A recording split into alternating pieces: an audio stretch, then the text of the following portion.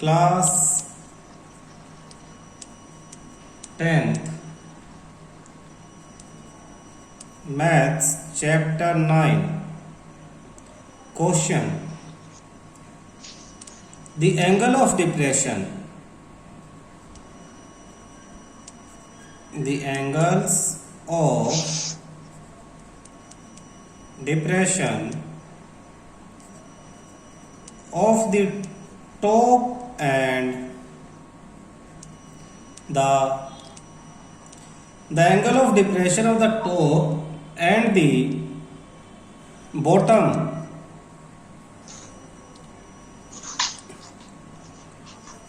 of an 8-meter tall building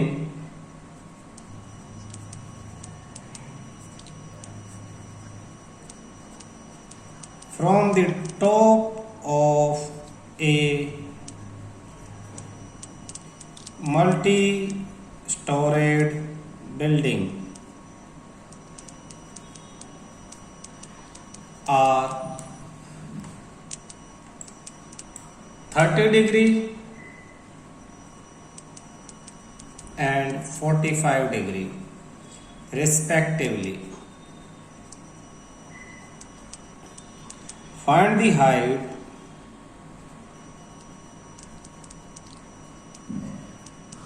of the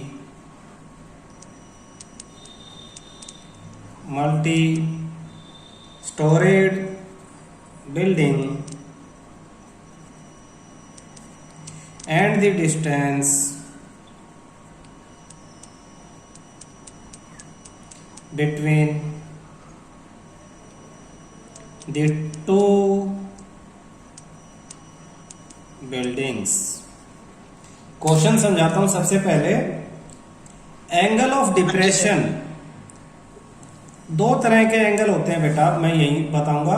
एक जगह लिखा होगा किसी क्वेश्चन में angle of elevation, okay sir. एक इसमें एंगल ऑफ डिप्रेशन।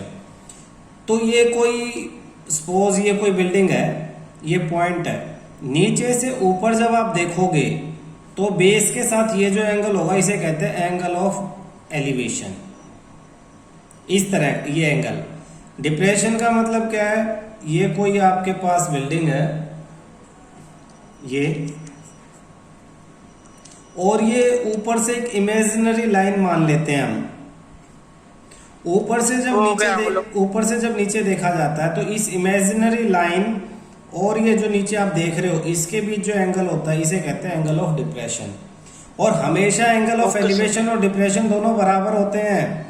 अगर मान लो यहाँ पे एंगल ऑफ डिप्रेशन देंगे तो एक ऐसे इमेजिनरी लाइन मानेंगे, ये एंगल ऑफ डिप्रेशन होगा और ये अल्टरनेट एंगल्स इक्वल होंगे। तो गलती से आप अगर डिप्रेशन की जगह भी यही वाला एंगल बना लो तो भी आपका क्वेश्चन गलत नहीं होगा। तो कंफ्यूज होने की जरूरत तो बिल्कुल भी नहीं है, ठीक है। ये एंगल यहाँ बनाओ या आप इसे ऐसे करके यहाँ लिख लो, क्वेश्चन ठीक ही होगा हमेशा।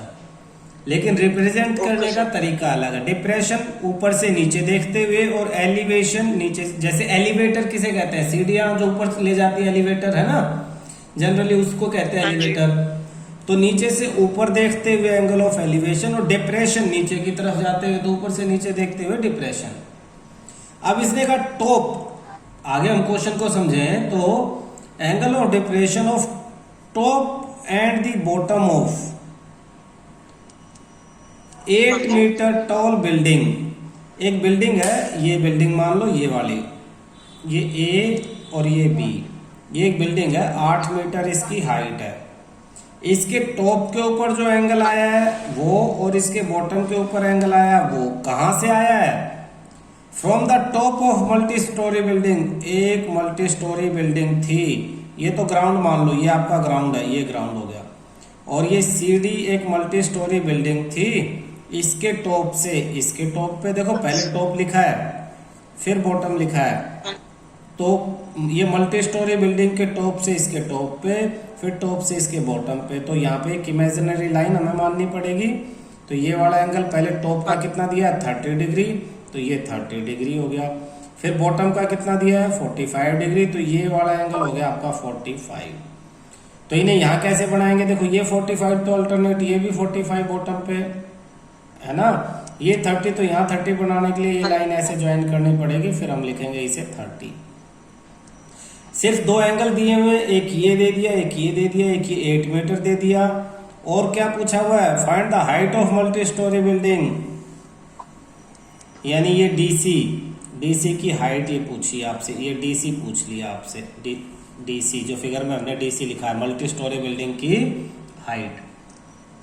And the distance between the two building, दोनों बीच के बिल्डिंग के बीच का डिस्टेंस, यानी ये एसी पूछ लिया आपसे, तो एसी पूछा है और ये डीसी पूछा है, तो एसी और डीसी ये दो चीजें पूछी, आपको मालूम होना चाहिए।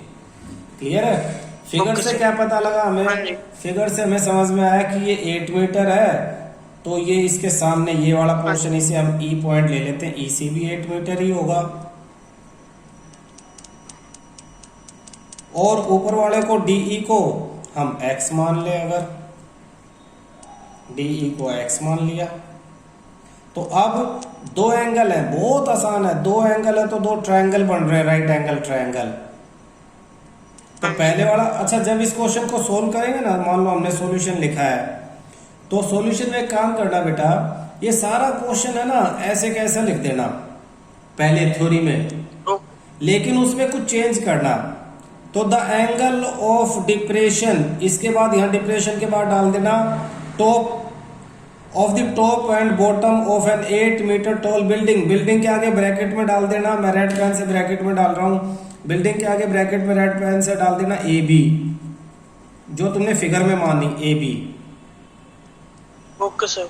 From the top of multi storey building DC, इसके आगे डाल देना DC, are 30 degree and 45 respectively, therefore, फिर यहां डाल देना देयरफॉर करके, ये 30 डिग्री लिख देना, इसको कोई पॉइंट मान लो क्यू पॉइंट हो गया, तो Q D B, angle Q D B equal to 30 degree, और Q D A, angle Q D A equal to 45 degree. Actually मैं फुल मार्क्स लेने सिखा रहा हूं अभी इस क्वेश्चन में, ताकि कुछ सिलेक्टेड क्वेश्चन ऐसे हो जिनमें फुल मार्क्स आए आपके। तो ये Q D B 30 degree, Q D A 45 degree, Q D B और क्यू डी ए, देयरफॉर ये वाला 30 हो जाएगा, D B E, angle D B E equal to 30, और angle D A C equal to 45। Reason लिख दो, alternate interior angle, alternate interior angles हैं इसलिए इक्वल है। अब नाउ इन ट्रायंगल, ये क्या फाइंड आउट करना है ये मत लिखना, सिर्फ ऊपर क्वेश्चन में जो दे रखा हो शुरू में लिख दो थ्योरी, इसके 1 मार्क्स मिलता है। अगर तुम्हें क्वेश्चन नहीं भी आया, तुम क्वेश्चन की जो गिवन चीजें हैं वो लिख दोगे तो 1 मार्क्स आपको मिलेगा इसमें। फिगर विगर बढ़ाने की कोशिश करोगे, फॉर्मूला लिखोगे, तो देखो अब 30 डिग्री वाला कौन सा ट्रायंगल है, डीईबी, तो इन ट्रायंगल डीईबी ये परपेंडिकुलर, और हमें ये बेस निकालना, बेस तो जो हमारे पास फॉर्मूले थे उनमें परपेंडिकुलर और बेस से रिलेटेड टेन का फॉर्मूला है, टेन थीटा, 6 ही तो है, sine cos tan cot sec cosec, याद नहीं है तो आराम से याद हो सकते हैं। तो tan theta equal to perpendicular upon base, तो यहाँ पे थीटा की जगह 30 आ जाएगा, तो tan 30 degree equal to perpendicular DE और base BE, DE upon BE.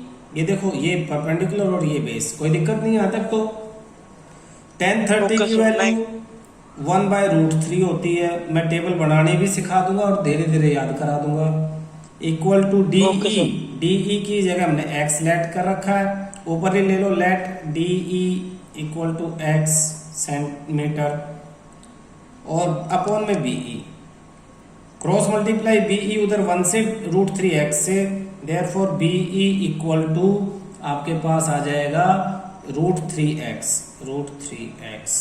ये आपकी फर्स्ट इक्वेशन होगी। दूसरा 45 डिग्री का एंगल है, तो इससे दूसरा ट्रायंगल ले लो, इन ट्रायंगल DCA फिर वही tan theta perpendicular upon base, तो tan 45 degree perpendicular DC upon base AC। अब tan 45 की वैल्यू याद है आपको? हाँ जी। tan 45 की वैल्यू याद है क्या होती है? नहीं सर। कोई बात नहीं, tan 45 की वैल्यू होती है 1। ये अभी हम यही याद करेंगे।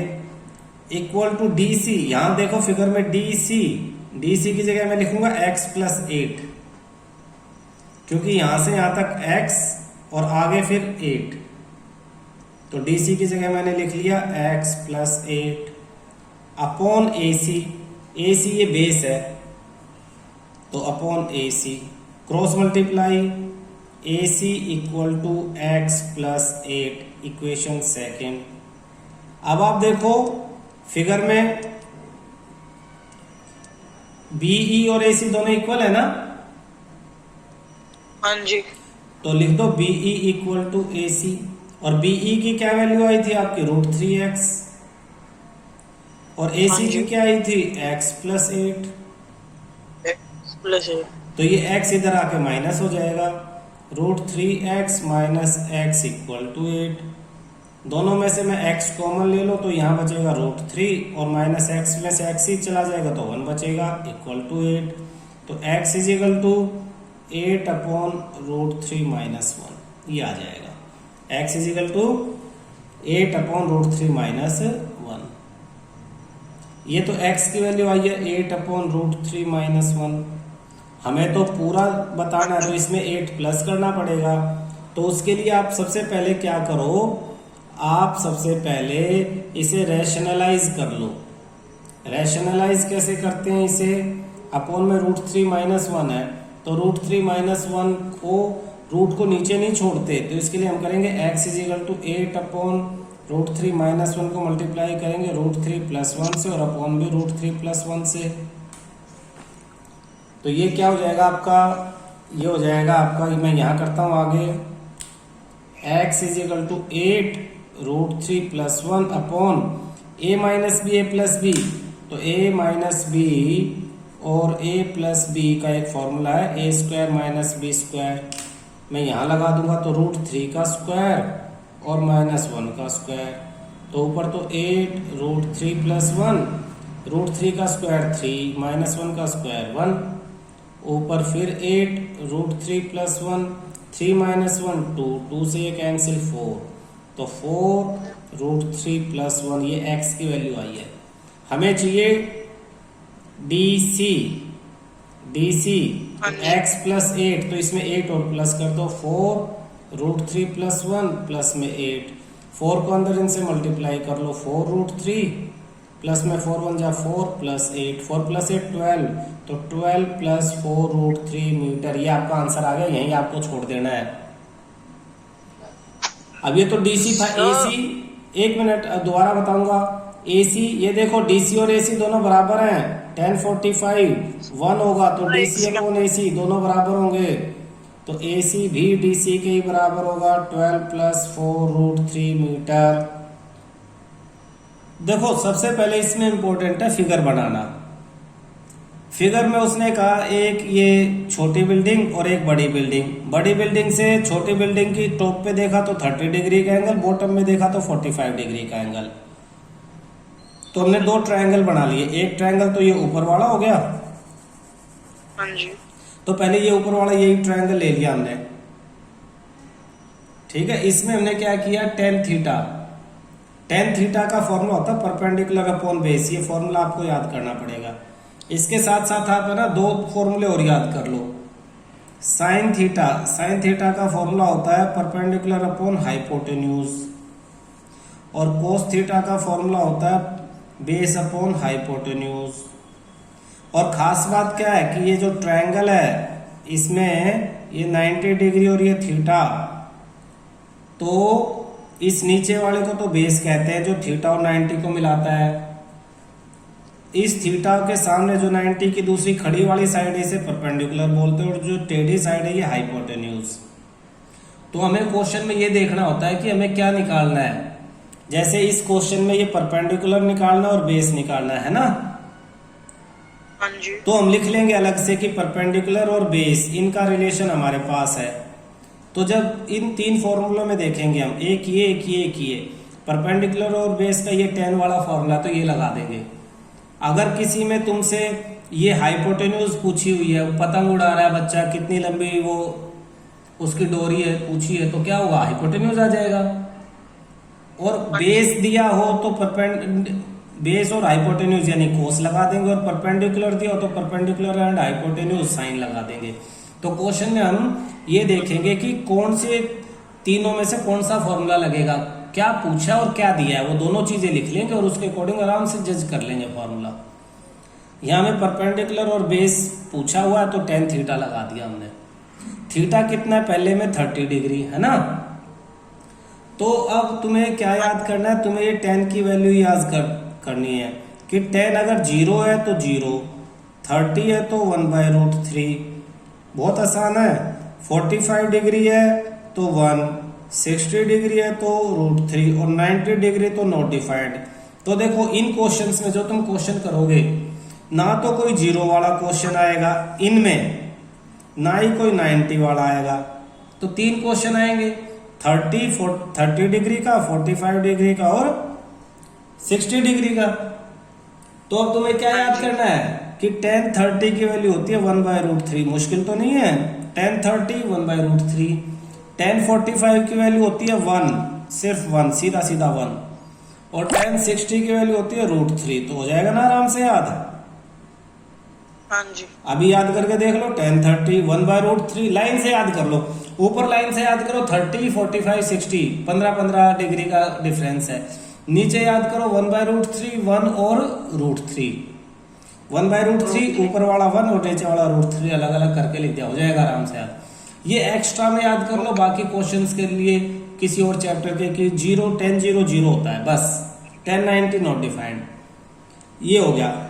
अब हमारे पास ये देखो tan 30 की वैल्यू लिख दी मैंने 1/√3, इधर परपेंडिकुलर और बेस, इस छोटे ट्रायंगल में मैंने परपेंडिकुलर को x मान लिया और बेस मुझे पता नहीं था, उसे BE ही लिख लिया। फिर क्रॉस मल्टीप्लाई कर दिया, BE इंटू 1 BE और √3 इंटू x, √3x हो गया। फर्स्ट इक्वेशन छोड़ दी मैंने यहीं। फिर दूसरा ये एंगल है 45, तो दूसरा ट्रायंगल मैंने ये ले लिया, ये बड़े वाला, ये वाला, इसमें भी मैंने यही लगा दिया tan theta perpendicular upon base. तो थीटा इसमें 45 है, परपेंडिकुलर क्या है पूरा DC की वैल्यू क्या है x + 8 और बेस क्या है AC। तो tan 45 की value 1 = DC upon AC, cross multiply हो जाएगा तो AC = DC हो जाएगा, AC = भाई देखो tan 45 की वैल्यू 1 लिख दी, DC अपॉन AC को उधर मल्टीप्लाई कर दो 1 से, तो AC = DC। तो AC = DC क्या है x + 8, तो AC की वैल्यू आ गई x + 8। अब AC और BE दोनों एक दूसरे के पैरेलल हैं, तो दोनों इक्वल हैं, यहाँ पे दोनों क्या हैं, इक्वल। तो BE की वैल्यू आई थी मेरे पास ये, AC की वैल्यू आ गई है, तो मैंने दोनों को इक्वल रख दिया, ये देखो। Okay sir.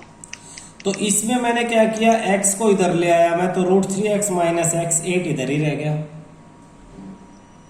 हाँ जी। यहां तक तुम्हारे 4 में से 3 नंबर पक्के हो गए। एक नंबर इस कैलकुलेशन का, जहां अटक जाओ वहीं छोड़ दो, आधा नंबर ही तो कटेगा।